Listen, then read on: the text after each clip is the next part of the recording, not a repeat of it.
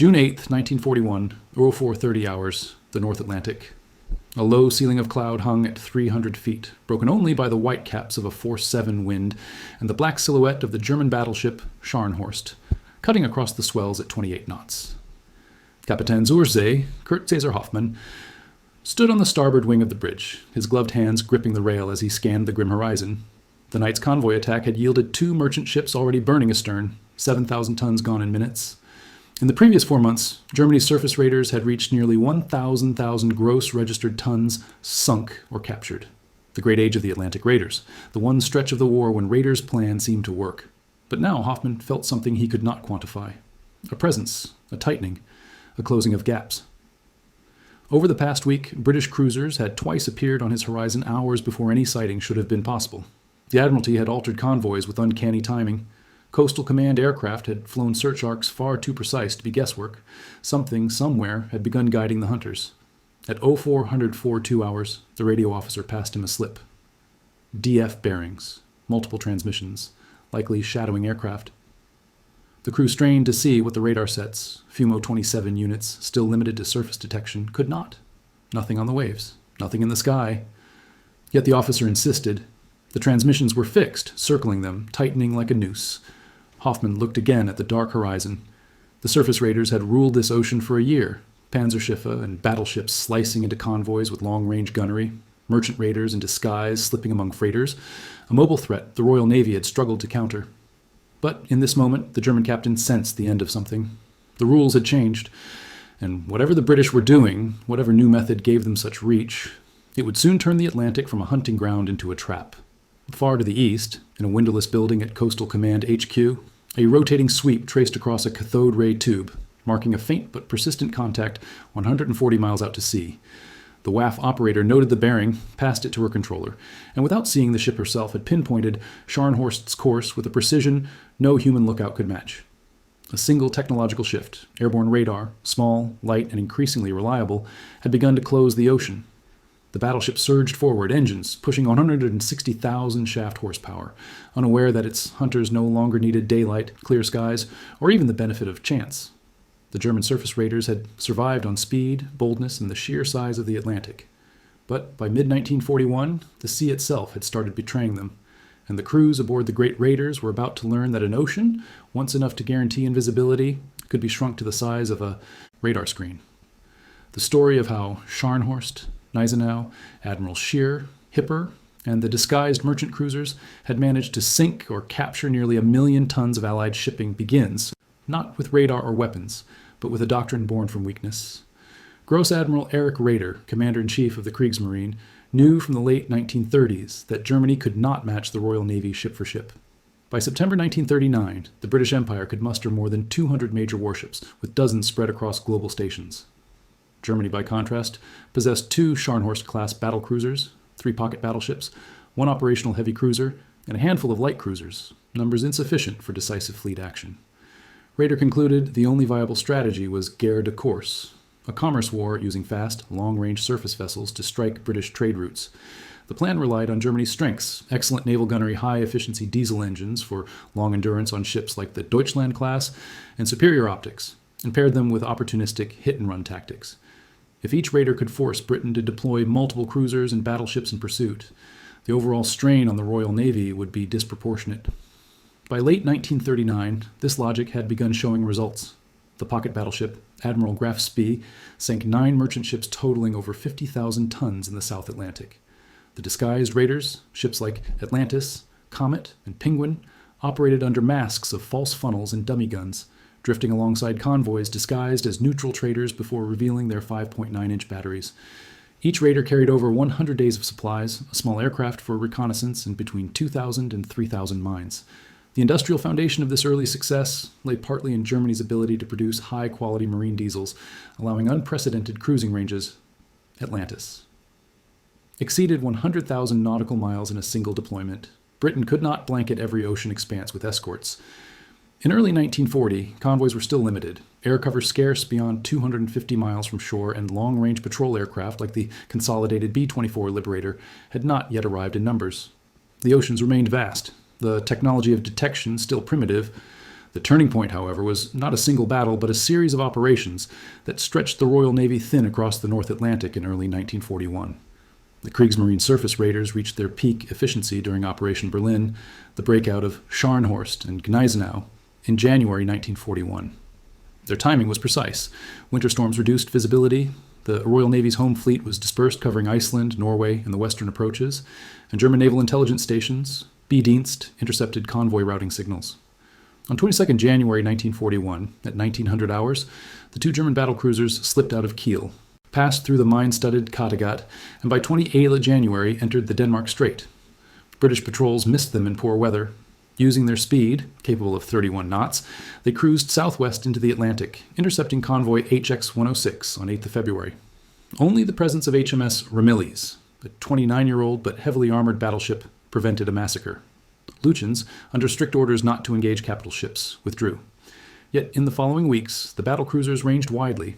Between 22 February and 16 March, they crippled Allied logistics in mid-Atlantic operations that destroyed or captured 22 ships, totaling over 115,000 tons.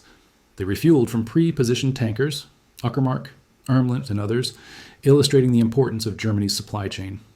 Without these tankers, the raiders would have been limited to the short reaches of European waters. Instead, they could operate deep in the Atlantic, far from air reconnaissance. Meanwhile, the merchant raiders, each a single ship acting largely independently, multiplied the effect. Penguin alone captured or destroyed 28 ships, over 136,000 tons, by May 1941.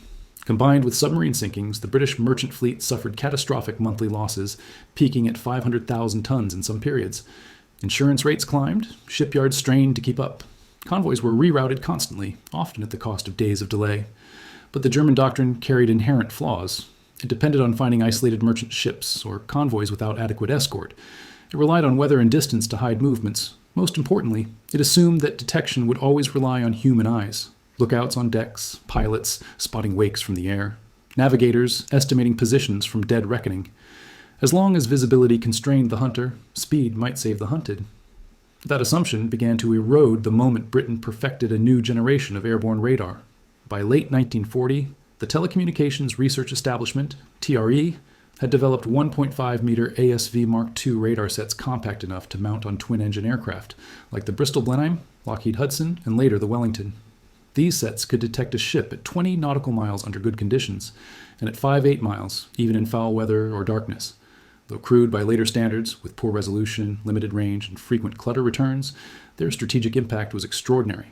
They removed the ocean's advantage of concealment. Initially, the Kriegsmarine did not grasp the full implications. German naval staff assumed British search patterns remained tied to visual scouting, which required daylight and favorable weather. But by early 1941, the RAF began experimenting with radar-guided shadowing, a single aircraft using ASV radar to maintain contact with a German raider at a distance, transmitting continuous bearings to surface forces. One of the first indications of this change came during Admiral Hipper's sortie in February 1941. After attacking convoy SLS-64 on 12th of February, Hipper reversed course to evade British pursuit. Yet somehow the Royal Navy maintained a rough fix on her, vectoring cruisers into the region despite heavy fog. To the Germans, this appeared impossible. No aircraft had been sighted. No direction-finding errors had occurred. Something else, something invisible, had tracked them. The moment of recognition grew sharper during the hunt for Bismarck in May 1941. Though that operation centered on a battleship rather than a commerce raider, the principles were the same. On the night of 26th May 1941, a Catalina flying boat detected Bismarck using ASV radar at 10:30 hours GMT, finding her through cloud cover where conventional scouting had repeatedly failed. The implications were dramatic. Radar had turned the seemingly infinite Atlantic into a grid of searchable zones. But the Germans still did not fully understand. They suspected improved direction finding, not airborne radar. Only in June 1941, days before the Scharnhorst scene in the opening hook, did German signals intelligence begin reporting abnormal British air search patterns consistent with radar-guided operations. Industrial scale accelerated the shift. By spring 1941, British factories in Malvern and Great Malvern produced roughly 1,000 ASV sets per month. Aircraft output increased through expanded shadow factories, allowing Coastal Command to field dozens of radar-equipped patrol bombers. While the technology remained imperfect, susceptible to jamming, miscalibration, and sea clutter, It fundamentally nullified the secrecy on which Germany's surface raiders depended. Concurrently, Britain hardened its convoy system. Instead of relying on ad hoc escorts, the Royal Navy reorganized into dedicated escort groups, Groups B4, B7, 5th Escort Group, and others, standardized with corvettes, sloops, and destroyers, equipped with improved HF-DF receivers. These groups, more coordinated and better trained, denied surface raiders the easy targets they had exploited in 1939-40. By June 1941, the strategic situation had shifted so dramatically that Raeder privately admitted the surface raider campaign could not continue unless Germany developed better detection countermeasures. Yet the Kriegsmarine remained unaware of the full extent of British radar proliferation. Their own radar research lagged in airborne applications. The Luftwaffe resisted naval requests for long-range maritime patrol aircraft equipped with radar, and inter-service rivalry hindered development. Thus, when Scharnhorst sailed into the Atlantic in June 1941, Hoffman believed he faced the same risks as earlier raiders: chance sightings, occasional patrol aircraft, and distant cruisers. He did not realize that every minute his ship moved across the ocean, it left an electromagnetic signature detectable from miles away. Even worse, British intelligence, assisted by Ultra, decrypts of Enigma traffic, began predicting German refueling rendezvous. The tankers on which the raiders relied were now liabilities. Once intercepted, they betrayed the position of their parent ships. In May alone, British forces sank 3 German supply ships. This slow tightening of intelligence, radar coverage, and convoy protection created the conditions for the pivotal moment in the Hook, Hoffman sensing an invisible enemy triangulating his position. It was not intuition, it was science. On the night of 7 to 8 June, a Coastal Command Hudson aircraft from No. 269 Squadron detected a large contact west of the Faroes at 0200 hours using ASV radar. The aircraft reported intermittent readings, consistent with a capital ship, range fluctuating between 8 and 12 miles as the aircraft circled. The pilot never saw the German battlecruiser. The clouds were too low, but he did not need to. Radar did the seeing for him. He transmitted bearings back to base. The Admiralty fused the data with HF-DF readings from shore stations. A destroyer group was dispatched. A cruiser division was redirected. And Hoffman, unaware of the radar beam sweeping across his hull, found himself hunted by forces converging from hundreds of miles away. He believed the ocean still offered concealment. He did not know it had already become transparent. As dawn broke on 8 June 1941, Scharnhorst and Puy steamed south, trusting in speed and maneuverability. But events in the following days would reveal how quickly radar, combined with code-breaking and industrial mobilization, could collapse an entire naval strategy. Germany's surface raiders had accumulated their 1,000,000 tons through daring, mobility, and gaps in Britain's defenses. The tightening of the hunt began on 8 June 1941 at 0600 hours, when the Hudson aircraft maintaining radar contact on Scharnhorst finally withdrew due to fuel constraints. But the gap it left was brief. Coastal Command had already vectored a second patrol, a Bristol Blenheim from No. 114 Squadron, which arrived in the search area just after 7:30 hours. Flying at 2,000 feet, the crew swept the waves with ASV radar, detecting the German ship at 10 miles. Without breaking cloud cover, the Blenheim shadowed the raider for nearly 40 minutes, relaying continuous bearings. The Admiralty acted with a speed impossible months earlier. Using the layered detection grid, HF-DF from shore stations, radar bearings from aircraft, and the projected radius of German radar operations based on B-Dienst decrypts, the British constructed a positional track accurate to within 20 nautical miles. That margin had once been 90 or 120 miles. Now it had narrowed to a box that cruisers could realistically intercept. At Scapa-Flow, Vice Admiral John Tovey redirected Force H's elements, HMS, Kenya, Aurora, and Neptune, northward. By 1,000 hours, they were steaming at 30 knots to take up interception stations between the raider and its presumed refueling, point west of Biscay. At the same time, a destroyer flotilla out of Iceland altered course to the southwest to close the gap. Air searches extended along Scharnhorst's probable escape routes. Hoffman, unaware of the surveillance above the clouds, altered course at 1100 hours to 220 degrees, intending to slip beneath the British coverage belt and reach a rendezvous with the tanker Uckermark.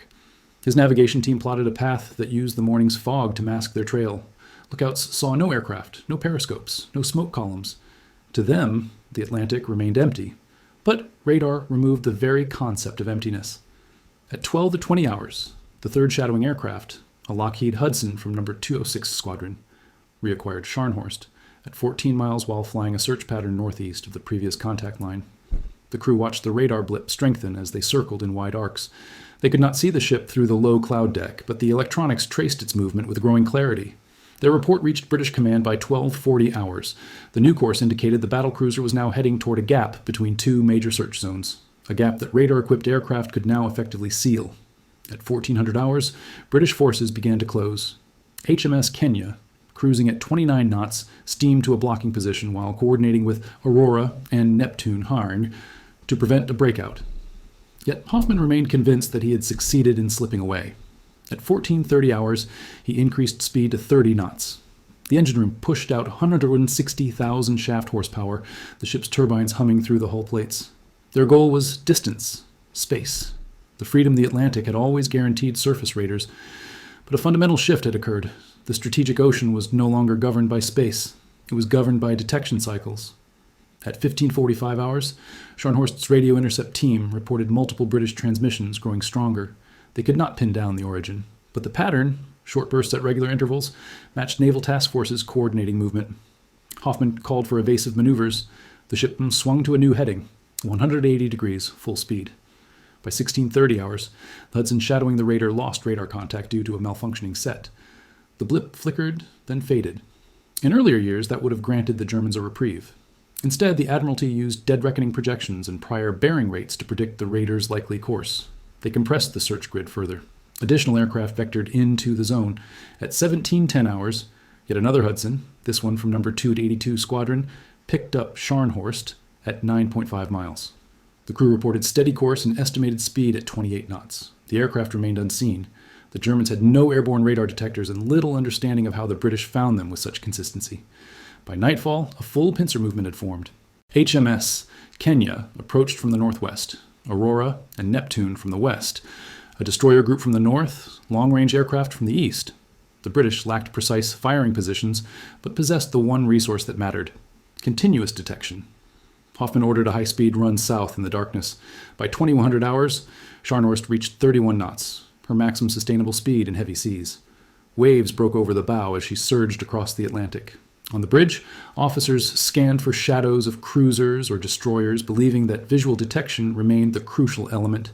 They did not grasp that detection was already complete, and that interception was a matter of geometry, not vision. By 2200 hours, the Admiralty concluded that the raider was making for the Bay of Biscay. Air patrols along the approach routes intensified. ASV-equipped Wellingtons flew racetrack patterns, their radar sweeps overlapping in a constant dance of electronic coverage.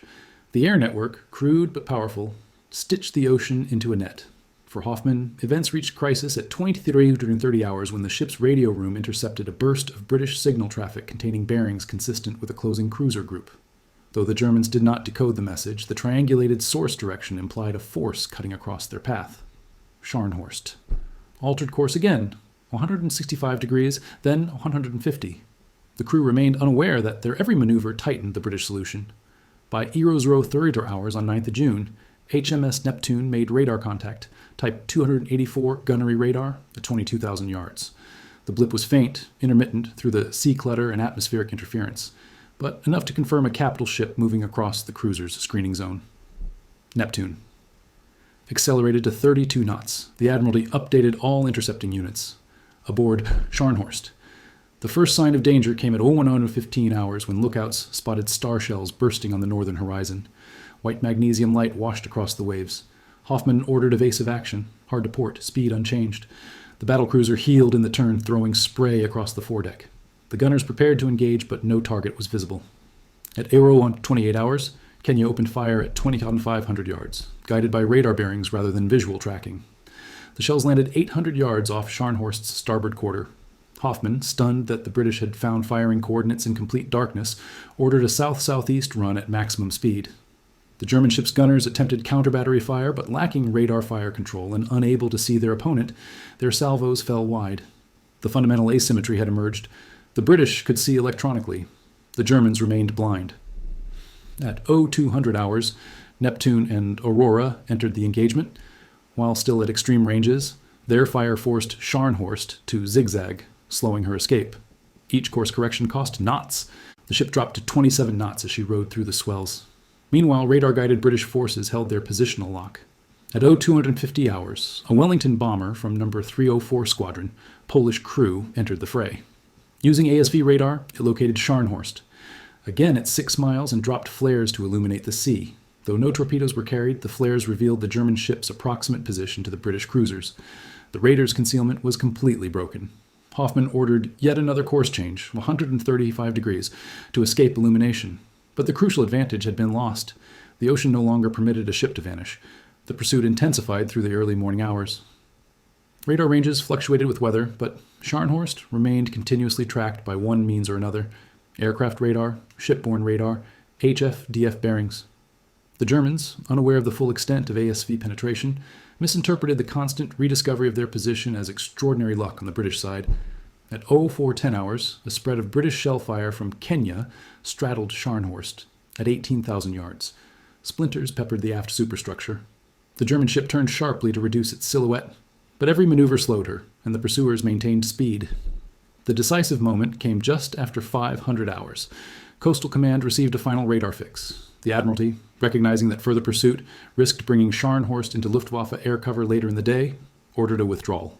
But strategically, the decision no longer mattered. The Germans had learned that breakout was unsustainable. Radar had made prolonged Atlantic operations impossible. Raeder received the reports in the following days. The shock was palpable across the Kriegsmarine staff within weeks. He suspended all major surface radar operations in the Atlantic. The disguised cruisers already at sea were ordered to avoid risk and return when possible. No further radar deployments occurred through the remainder of 1941. The industrial and technological asymmetry was decisive. Britain produced thousands of radar sets per year. Germany produced hundreds, many reserved for ground installations. Britain fielded long-range patrol aircraft in expanding numbers. Germany possessed no equivalent due to inter-service disputes. Britain enhanced convoy escort groups. Germany lacked the surface fleet to challenge them. By late 1941, the last major raiders, Atlantis and Comet, were hunted down, each located partly through radar cues and HF-DF triangulation. The million tons sunk by the surface raiders had been real, costly, and strategically dangerous, but it ended in a narrow window of months because one system, airborne radar, robbed the raiders of their invisibility. For the men aboard Scharnhorst, the realization was bitter. They had outrun cruisers, slipped between patrol lines, and struck convoys with precision, but they could not outrun electrons.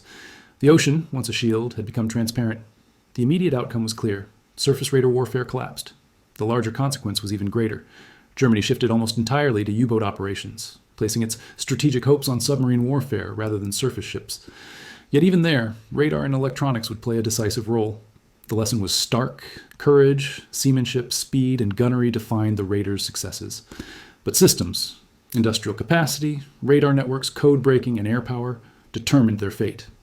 Courage could win a battle. Systems decided the war. Thank you for watching this World War II story. Like and subscribe so you don't miss the next one.